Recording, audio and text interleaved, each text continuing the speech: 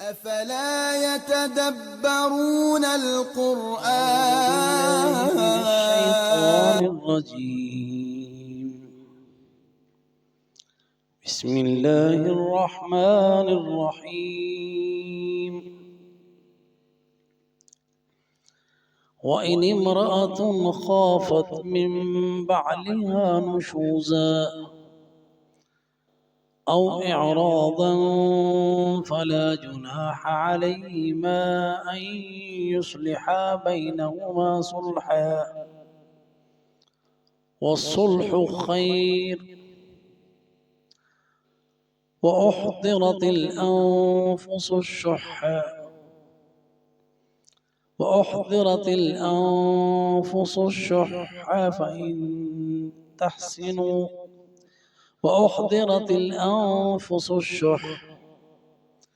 وإن تحسنوا وتتقوا فإن الله كان بما تعملون خبيرا.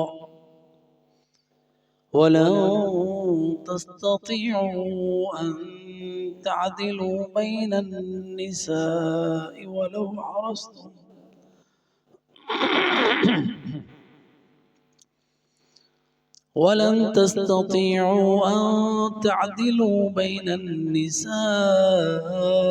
ولو حرصتم فلا تميلوا كل الميل فتذروها كالمعلقة.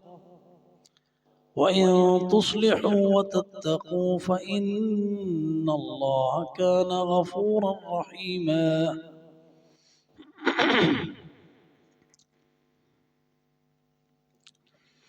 الحمد لله والصلاة والسلام على رسول الله وبعد. وإن امرأة خافت من بعلها نشوزا. اللہ سبحانہ و تعالی ہمارا مہربان رب ہے کہ ہمارے گھر کے جو معاملات ہیں ان کو کس طرح سنوارنا ہے اس میں بھی ہمیں گائیڈ کرتا ہے. اللہ سبحانہ و تعالی نے ہمارا ہر طرح خیال رکھا. ایسا وہ منعم ہے، انعام کرنے والا، رحمتیں فرمانے والا کہ کوئی گوشہ ہماری زندگی کا اللہ سبحانہ و تعالی نے بغیر ہدایت کے چھوڑا نہیں. اور ہم بد نصیب ہیں کہ اس ہدایت سے مستفید ہی نہیں ہوتے. یہاں دیکھیں، اگر اس آیہ کریمہ میں میاں بیوی کے معاملات کو کس طرح سنوارنا ہے، سدھارنا ہے اور اچھی زندگی گزارنی ہے. اگر تعلقات گھر میں حالات اچھے ہوں تو انسان کی زندگی اچھی ہوتی ہے، مطمئن ہوتا ہے انسان. تو اب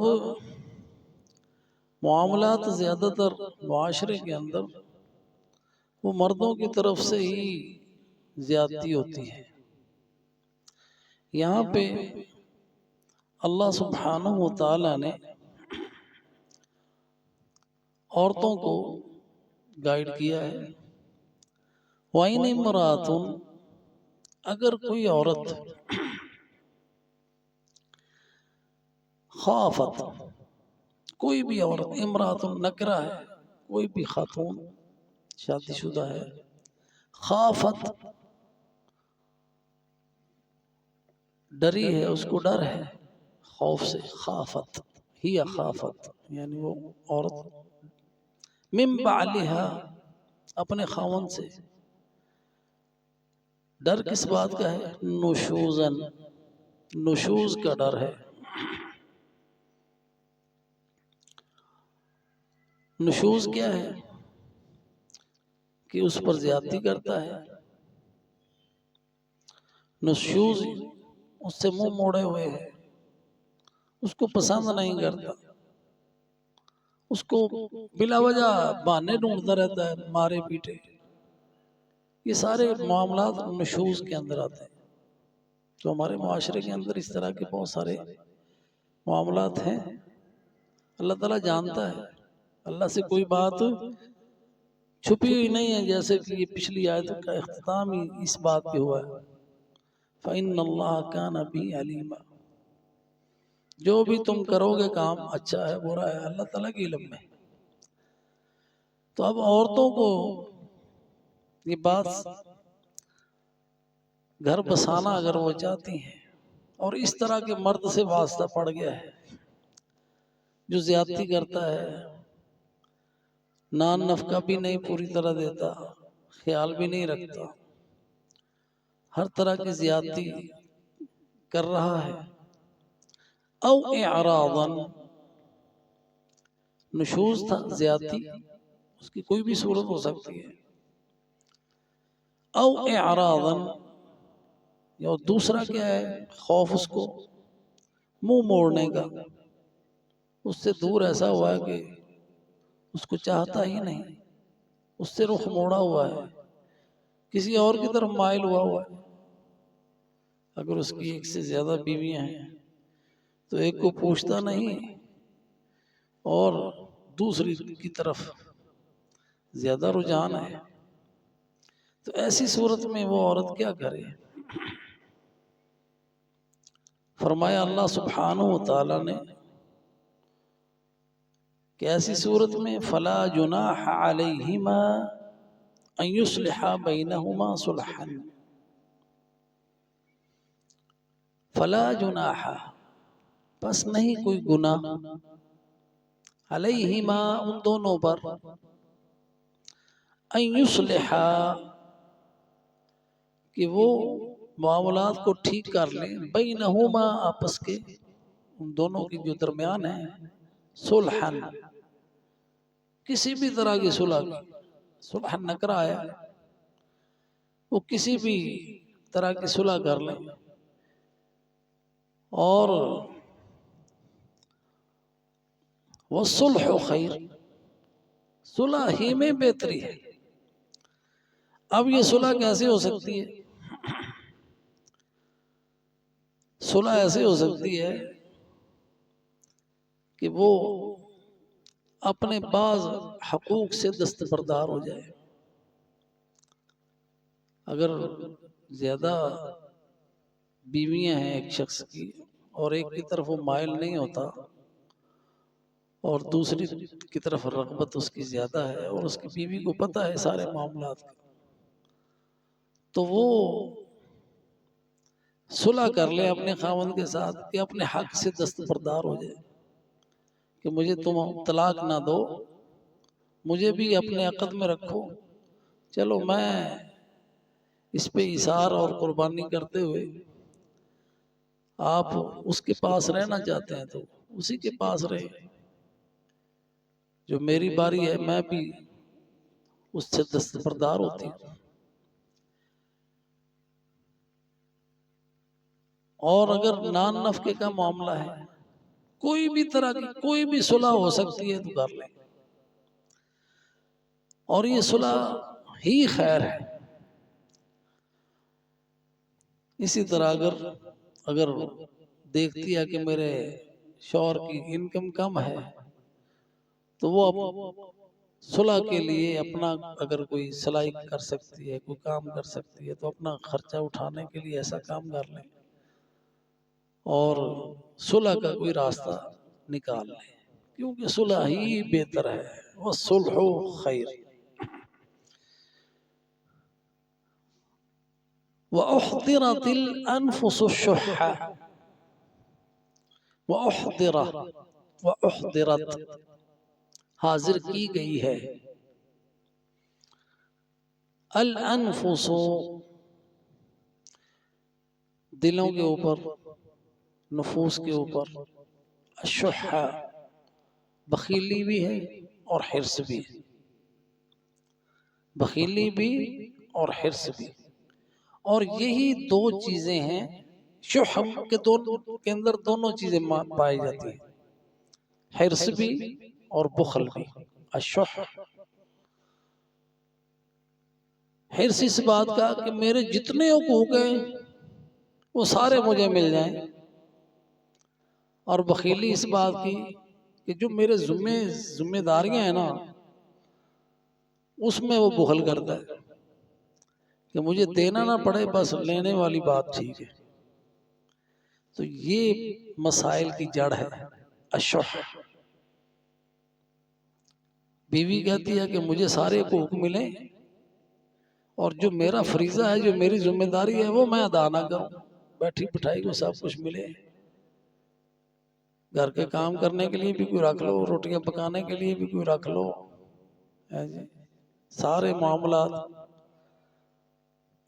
اور مجھے پورا نان نفقہ دو، میرے کپڑے، میری رہنے کا، میری آسائش کا پورا بندوبست رکھو۔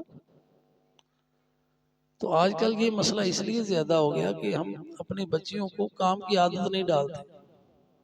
مائیں وہ ابھی بچی ہے، سارے کام خود کر رہی ہے، اس کو کچھ کہنا نہیں، سارا دن وہ بیٹھی ہے اور ماں لگی ہوئی ہے، برتن دھو رہی ہے، کپڑے دھو رہی ہے، گھر کی صفائیاں کر رہی ہے، اور یہ کہ یہ ابھی بچی ابھی پڑھتی ہے، اور اس کو ہم ایسے زون میں ڈال دیتے ہیں کہ وہ سمجھتی کہ زندگی ایسے ہی ہے، اس کو گھرداری کی کوئی سلیقہ نہیں سکھاتے۔ اور یہ وہ معاملات ہیں کہ جب وہ کسی کے ساتھ اس کی شادی ہوتی ہے تو اس کی عادت ہی نہیں ہے کام کرنے کی، مجھے تو روٹی پکانی نہیں آتی، آپ ہی چائے بنا دیں، مجھے چائے بنانی بھی نہیں آتی۔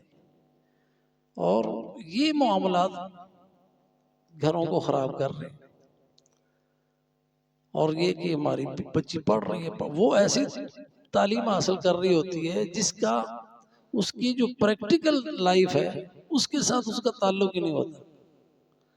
اب گھرداری کے لیے جو خصوصیات چاہیے، جو مہارتیں چاہیے، وہ اس کے پاس نہیں ہیں، تو وہ میاں بیوی کے تعلقات میں معاملات کی خرابی کا باعث بن جاتے ہیں۔ اور پھر ہر بات جو ہے اپنے پیچھے پہنچا دینا، چھوٹی موٹی وہ باتوں کو اور بڑھا دیتے ہیں۔ تو یہ پھر وہ اپنے خاوند سے بھی یہی اس کا بخل ہے کہ کسی کام کو ہاتھ نہیں لگانا، اور کہے کہ مجھے جو خاوند ہے وہ میری ساری ضرورتیں پوری کرے، میں نے کوئی کام نہیں کرنا، میں نے زندگی میں کبھی کیا ہی نہیں ہے، میں کیوں کروں۔ یہ ہے وہ شح۔ دو چیزیں آ گئی، اپنی ذمہ داریوں سے اعراض، وہ نہیں پوری کرنی، اور اپنے حقوق کا مطالبہ۔ یہ عورت کی طرف سے ہے پھر بھی خرابی، اگر مرد کی طرف سے ہے تو پھر بھی خرابی، کہ نان نفقہ اس کا دینا نہیں ہے، اس میں بخل کر رہا ہے، اور حرص ہے کہ یہ میرا پورا خیال رکھے، گھر کے بھی سارے کام کرے، میری ضرورت بھی پوری کرے۔ تو یہ چیز جو ہے یہ نفوس کے اوپر وَأُحْضِرَتِ الْأَنفُسُ الشُّحَّ، یعنی یہ دلوں کے اندر، نفوس کے اندر حرص اور بخل کا ہونا، اس پہ انسان اگر کنٹرول کر لے تو صلح کی طرف آ سکتا ہے، یا تو اپنی بخیلی ختم کر دے، خرچہ شروع کر دے، اگر عورت ہے وہ اپنی بخیلی ختم کرے اور کام کاج شروع کر دے، اور جو حرص ہے اس میں کمی کر لے کہ مجھے یہ ملے، مجھے یہ ملے، تو پھر یہ صلح ہو سکتی ہے۔ وَالصُّلْحُ خَيْرٌ وَأُحْضِرَتِ الْأَنفُسُ الشُّحَّ وَإِن تُحْسِنُوا، وَإِن تُحْسِنُوا، اگر تم احسان کرو گے۔ اب یہ صلح کی بات ہے، اپنی زندگی کو اچھی گزارنا ہے تو اس آیت پہ عمل کر لو۔ پہلی بات یہ اپنے دل سے بخیلی نکالو، دوسرا یہ کہ حرص نہ کرو، زیادہ چاہ اور لالچ نہ کرو، تیسری احسان کرو۔ وَإِن تُحْسِنُوا، اگر تم احسان کرو گے۔ احسان اللہ کے ساتھ احسان کیا ہے؟ أَن تَعْبُدَ اللَّهَ كَأَنَّكَ تَرَاهُ، وہ بھی اس میں شامل ہے۔ اور اللہ کی مخلوق کے ساتھ احسان کیا ہے؟ وہ جس کا ذکر ہے وَبِالْوَالِدَيْنِ إِحْسَانًا وَذِي الْقُرْبَى وَالْيَتَامَى وَالْمَسَاكِينِ وَابْنِ السَّبِيلِ، احسان کرو سب سے پہلے احسان اپنے والدین پر ہے، پھر اپنے رشتہ داروں کے ساتھ ہے. یہ بیوی تمہاری رشتہ ہے، اس کے ساتھ بھی احسان. اور نبی صلی اللہ علیہ وسلم نے فرمایا خیرکم خیر لأہلہ وانا خیر لأہلی. تم میں سے اچھا انسان وہ ہے جو اپنے گھر والوں کے لیے اچھا ہے، کیونکہ سب سے زیادہ حسن سلوک کی اس کے جس کے ساتھ اس کا زیادہ واسطہ پڑا رہتا ہے اس کے گھر والے، ان کے ساتھ رہ رہا ہے، وہ اس کے احسان کے زیادہ مستحق ہیں. ان پر احسان کرو. ان پر احسان کیا ہے؟ انسان کا احسان کیا ہوتا ہے؟ احسان کہ جو حق ہے نا کسی کا، اس کے حق سے زیادہ دے دینا، یہ مخلوق کے ساتھ حق ہے. مثال کے طور پر آپ نے کوئی مزدور لیا، اس سے کام کروایا، اس کی دیہاڑی ہے 1500 روپیہ، تو آپ اس کو 2000 دے دیں، غریب آدمی ہے، تو یہ جو آپ کا نا یہ اس کے ساتھ احسان ہے، یہ احسان ہے. اور اللہ سبحانہ و تعالی، ہم محتاج ہیں اللہ کے، تو اگر ہم اس کی مخلوق پر احسان کریں گے تو ہمارا احسان کیا ہوگا؟ 100-200 کا. تو اللہ کا احسان ہم پر کتنا ہوگا؟ تو اگر تم احسان کرو گے تو اللہ سبحانہ و تعالی تم پر احسان کرے گا. وَإِن تُحْسِنُوا، اگر تم احسان کرو گے، وَتَتَّقُوا، اور اس سے ڈرتے رہو گے، بچے رہو گے معصیت سے، اللہ کے ڈر سے، اور کسی کے ساتھ زیادتی سے بچے رہو گے. تقوی بچنا ہوتا ہے نا، اللہ سے بھی ڈر، اس کی معصیت نہ ہو، مخلوق پر ظلم نہ، اس سے ظلم سے بچے رہو. یہ ایک اور بات آ گئی گھر کے معاملات کو سدھارنے میں، تقوی. اور اسی کی تلقین کی جاتی ہے جب نکاح ہوتا ہے. یا ایھا الذین آمنوا اتقوا اللہ حق تقاتہ، اللہ سے اتنا ڈرو جیسے اس سے ڈرنے کا حق ہے. یا ایھا الناس اتقوا ربکم الذی خلقکم من نفس واحدہ، یہ کوئی نیچی مخلوق نہیں ہے، تمہیں ایک ہی جان سے پیدا کیا اللہ تعالیٰ نے.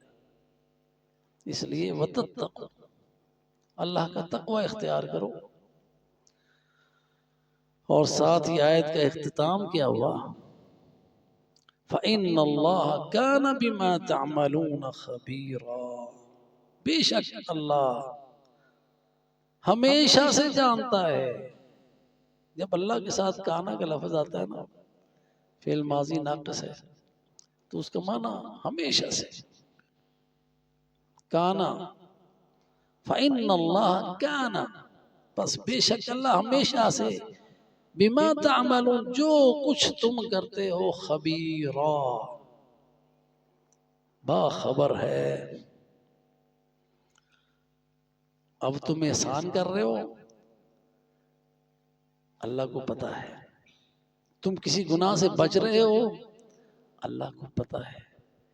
تم صلح کے لیے کسی اپنے حق سے دستبردار ہو رہے ہو، اللہ کو پتا ہے. تو اللہ نے اس کا اجر دینا ہے. اور تو ہمارا معاملہ اللہ تعالیٰ کی رحمت ہو جائے گی، تمہارا معاملہ سنور جائے گا. تو یہ اللہ سبحانہ و تعالیٰ کی طرف سے رہنمائی ہے گھر کو بسانے کے لیے. اگر اس پہ عمل کیا جائے تو طلاقوں کی جو اس قدر ریشو بڑھ چکی ہے یہ ختم ہو جائے. اور فرمایا اللہ سبحانہ و تعالیٰ نے وَلَن تَسْتَطِيعُوا أَن تَعْدِلُوا بَيْنَ النِّسَاءِ، اللہ کو پتا ہے نا، اللہ سبحانہ و تعالیٰ جانتا ہے ہمیں.